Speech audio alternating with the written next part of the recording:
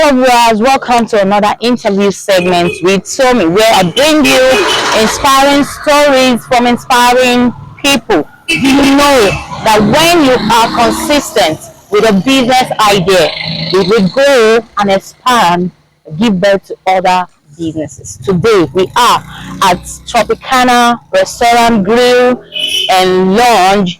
This idea was vetted by Ada Ebonshu collection. Let's see how she was able to start with one idea and branch to this. Join me as I welcome her on set. You're welcome on set. Thank you. Please introduce yourself. My name is Sharon Ijuolachi Akpa, but a lot of people know me as Adeboni. That's what I'm popularly known as. So, could you introduce your brand to us? I'm a shoemaker. I'm a facilitator. I train people in leather works. I make and sell footwears, male, female, and for children too. I also sell belts. I make bags too. And like I said, we train people. We have a school where I train people on everything that has to do with leather works. I also own a restaurant and a relaxation spot, which is where we currently are. So, what inspired your journey into shoemaking? I think one of the major things that made me go into shoemaking is if I look at the person, the first thing I notice on the person's body is their footwear, whatever they are putting on their leg. In fact, I first admire your leg before I look at your clothes. So during my NYSC, it's mandatory for you to do one of the Sahid. You must do one thing in those 3 weeks in camp. So while everyone was going for something else, I just said, okay, why don't I just go for shoemaking? I wanted to go for something that is not female dominated, something that is majorly male dominated. So I just went and I started taking classes there. And after the 3 weeks in camp, we're also required to use our 1 year to learn a skill. But I was just holding back, like, will I be able to do this? Will I be able to do this? I actually served in Oyo State. My place of primary assignment was in Oyo Town, and I had to shuttle between Oyo Town and Ibadan. So like 4 months to the end of my NYC, I said, no, let me take this serious. I enrolled in a place where I learned shoemaking, and in 4 months I finished and came back to Ebonyi State and upgraded, and gradually I opened my first store. From the first store, I now opened the School of Leather Works. So what inspired me is that I love seeing people wear good footwear. That's my inspiration. Oh wow. Yeah. Amazing. Okay, so could you tell us some of the limitations, the challenges that you experienced during your early years of business? Well, the truth is, I've always had very, very supportive people.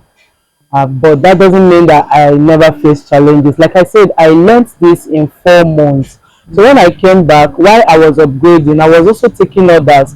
People trusted me with their money and their orders, and I was doing it. And mind you, I wasn't really a professional then, but I was sure doing my best. And there are people that I will send to, and like someone, I sent a footwear to her from Abakaliki. When she got to the park to pick up in Abuja, right there and then she sent it back to me that she doesn't like it. So but funny enough, when those footwear came back, a friend saw it and like she liked it and she bought it too. There is this something that someone sent back and another person picked it up. So I think from the onset I didn't have a shop, I didn't have a place to stay, so I was just going from shop to shop until I met someone that was very supportive. They allowed me use his shop, use his equipment, use his materials free of charge. In fact, he even allowed me upgrade under his tutelage for free. So I think that guy helped me a lot. So apart from the mistakes I made from when I started newly, I didn't have much challenge then. So what will you say was a turning point for your business? Okay. My turning point was when I made a particular sales.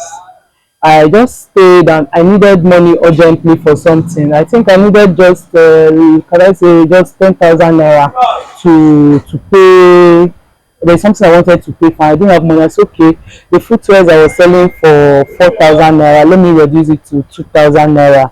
And if I can just get up to 20 orders, I know I will be able to make use 10,000 and make the footwears and carry the other 10,000 and solve my problem. But when I posted this footwear, the thing went viral. Like I wasn't expecting. I just posted one particular footwear, named it after my friend. I said this is a Blinky. My friend, my best friend, her name is Blinky. I said this is Blinky's collection, and instead of 4,000, I think I was selling footwear 4,000 or 3,000 then. I said 4,000. Can you pay 2,000? And like the thing went far. I made up to 100 pairs of that footwear then, and even people that were not my followers, they started following me. People came, they did not just buy that footwear, they started buying others. So I saw that as my turning point in business. It gave me so much customers, it gave me money to buy my first shoemaking equipment. So that's my turning point in this business.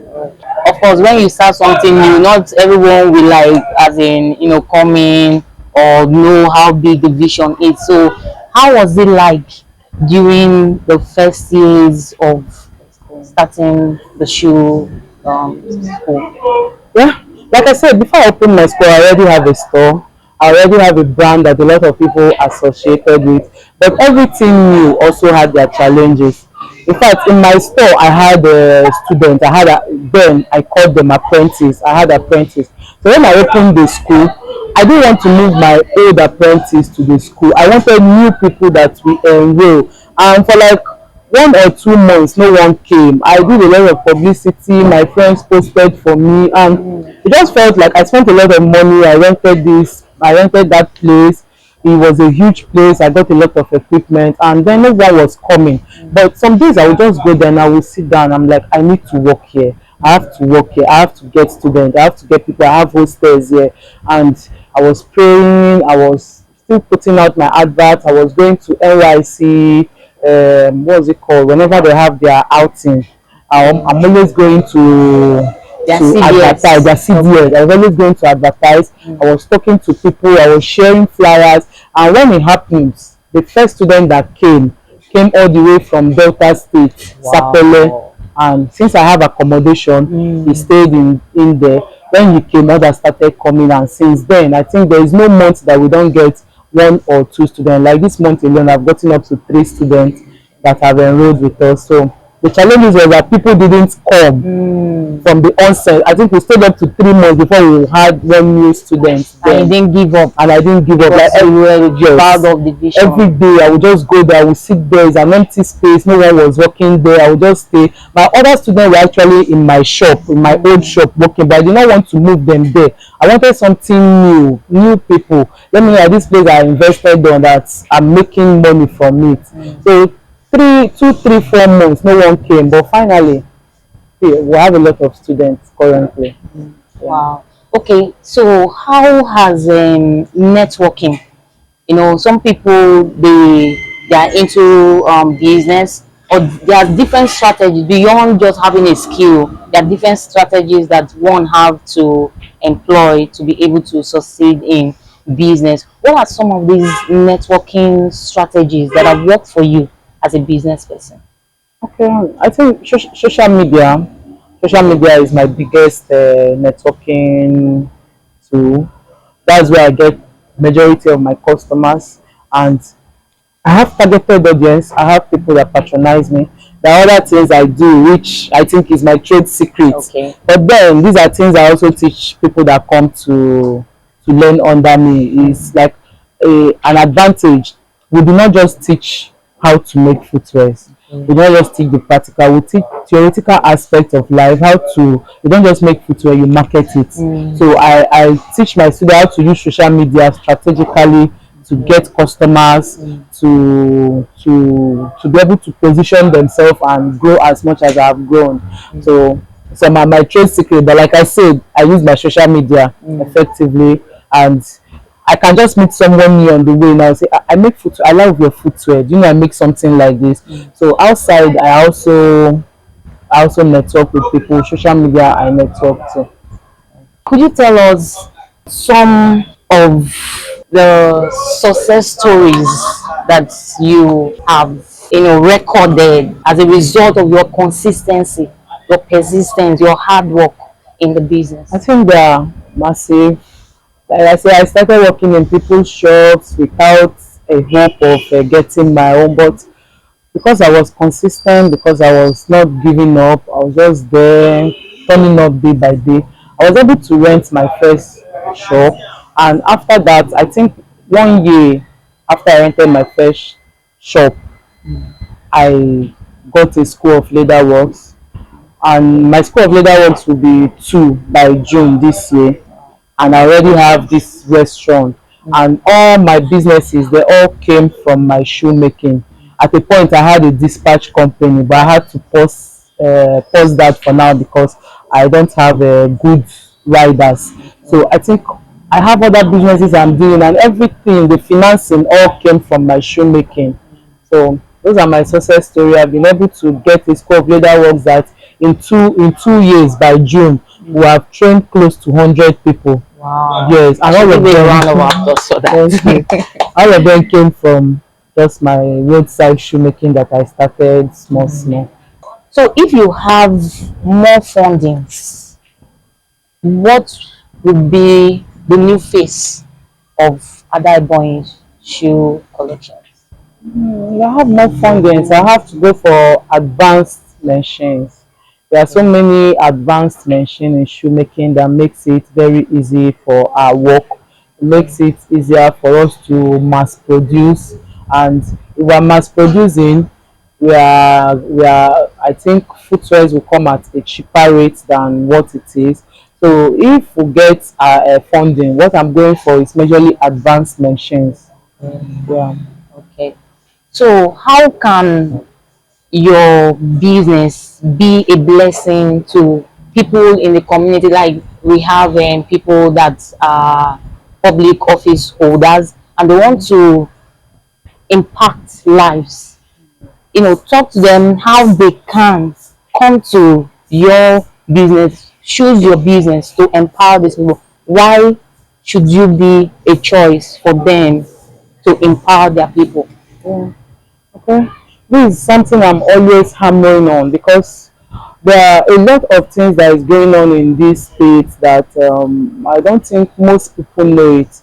I have students that majority of them are girls. The guidance of parents will come and to enroll them, and when we talk about pricing, they will say, okay, can they pay this so amount, can they pay half of the money, can they pay one third of the money? And because these are people that are struggling, I will say, oh yeah, no problem, but this is when you are supposed to give me my balance. At the end of the day, they will not bring that balance, and you see that they are not able to afford it, or they have other children they are training, and it's something most time I don't even have the mind to tell these girls to go home. They'll just stay there. I have someone that is paying me for like a year now. She's rounding up May, and the money that they owing, the parents have not called, and it's not something I want. This is something I wanted to have. I need people to go to rural places, pick up these kids. They are just there doing nothing. Pick them up, enroll them in shoemaking, because shoemaking is something that they can start up with little money. I think even if you don't have a shop, you can begin shoemaking in your house. You can start up a shoemaking business with just 100,000 naira. If you, it's even now that that equipments are expensive. Before, in my time, the first machine I bought was just 23,000, but now that machine is valued around 50,000. That is a filing machine. So if people can just go to these places and pick up these kids, help them, enroll them, our registration is not expensive. Starting up this thing, I don't even think that empowering these children will take up to 200,000 naira. So it's something that government, public officers should look into. I know what I'm seeing. I know people that are willing to learn this work, but their parents are not buoyant enough to see them through. Even if they manage to get little money, they will just leave them there. They cannot even call me because I think most of them don't know what to tell me. They don't know how to tell me that they don't have money to pay the balance. At the end of the day, I just let it go. On my own, I used to give people scholarship. Once in a while, I give people, like I pick like 2 or 3 people and give them scholarship. And then I still have people that are kind enough to say I want to pay for some people to learn. And at the end of the day, I have a student now, like one of my best students, someone from social media. I don't even know that person up to date. Paid for the guy, and that guy is doing absolutely well. Wow. I'm not there currently, but you see all of them working. They're already making money, making a whole lot of money from this. See them post footwears. I teach them how to market their footwear. So if government or public officers or even private individuals can partner with us, it will go a long way to eradicate joblessness, poverty, and people will have what they are doing. They will have a handwork to fall back to. Okay. Okay, so you've talked about different aspects and strategies of the shoe business. I will, there's someone out there, or several people out there that are desiring to come into shoemaking. What do they need to know? What do they need to position themselves to know to be able to succeed in the industry? Hmm. All I need to know is that firstly, though I think the impression is fading away. A lot of people used to see shoemaking as a dirty job. It actually is, because you have to like get a bit dusty to be able to produce something.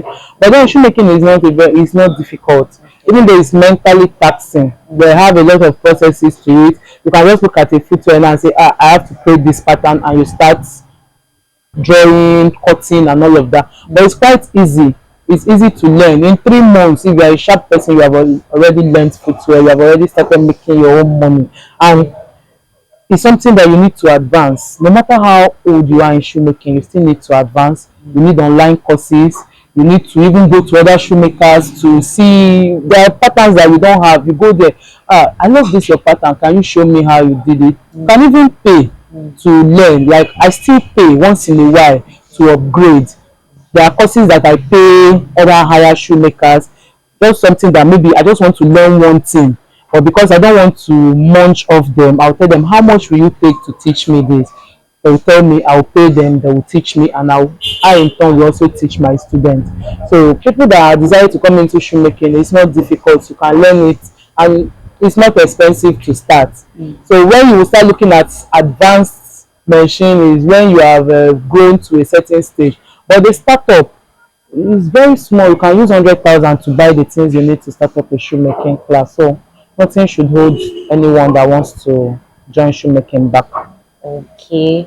Okay, so are you open to collaboration with schools? Like if there are schools that want to teach our students, shoemaking, in other states, are you open to such collaborations? Yes, I've had offers to come and teach secondary school students classes like once in a week and all of that.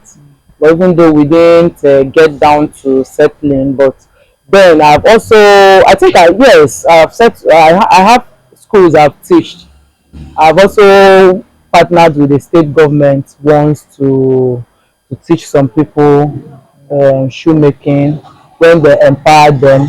So I was also one of the facilitators that taught. So I'm open to that, to collaborations. Okay, such trainings, how long does it last? It's on the school. Okay. It's on the school. If they make it in their curriculum, or what's it called? Yes, if it's in their timetable, it becomes a subject that, just like English, maths, you have shoemaking, you have skills. It's under entrepreneurship. Okay. So there are schools that teach that this is shoemaking that they are teaching, or under entrepreneurship they have different divisions. So that day that they are doing that, people that are into shoemaking will go to this class. People that are into tailoring or whatever will go to this class. So it's even a thing that a lot of secondary schools are doing these days. So it's not something that have to stop. It's a continuous process. It's a subject that has been inculcated into the school. So it doesn't stop. Okay. Yeah. Wow. So over the years, you've been in the shoe industry and being consistent and hardworking, you have been able to bet another business. So that's where we are now. Tell us about Tropicana Yes, restaurant. Yes. okay. This place is Tropicana restaurant. I started November last year, November 12th, 2023, and we've been What are the gradually. services you We sell offer? food, we sell drinks. Okay. Yeah, that's majorly what we do. Is there Sell food, drinks, relaxation sports? relaxation sports. So it also came from my shoemaking. Food, apart from shoemaking, food is also something I have a lot of passion for. Mm. So while I was doing my shoemaking, I was also cooking by the side. Oh I also wow. people, if you want food, I can cook for you and deliver in liters, Mm. or I can just cook a pot of food and send to you and all of that. But I was just doing it as a side hustle. So when I felt I was able to start up something, I now established my restaurant. Wow. It's really been an inspiring journey, though not, although not an easy one, but you have to be consistent and you have recorded success.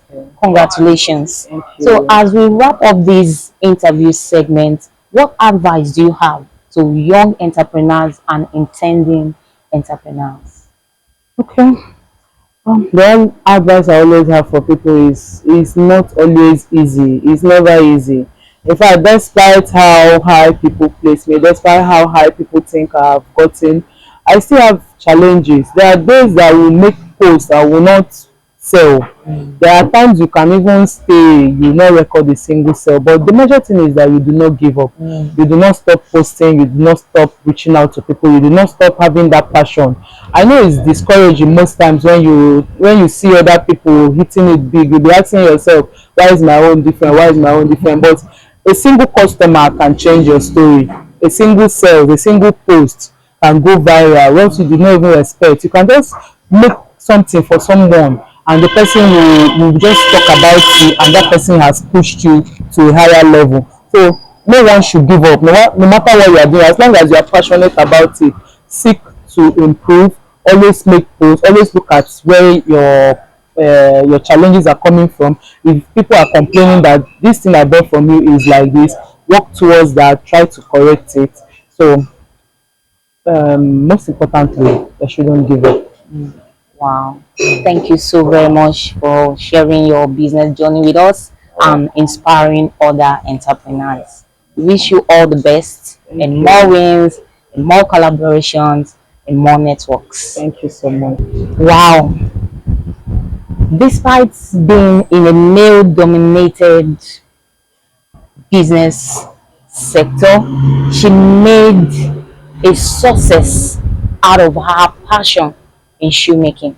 And today she has bettered another business. I know you have been inspired by her success story, by her business journey. Go out there and make a success from that idea that you have. Be consistent, don't give up. And someday, sometime, you will be on set to share your own success story with me. Thank you so very much. Don't forget to subscribe, like, share, and let me see what you learned in the comment section. Thank you, and I'll see you in my next interview segment. Bye.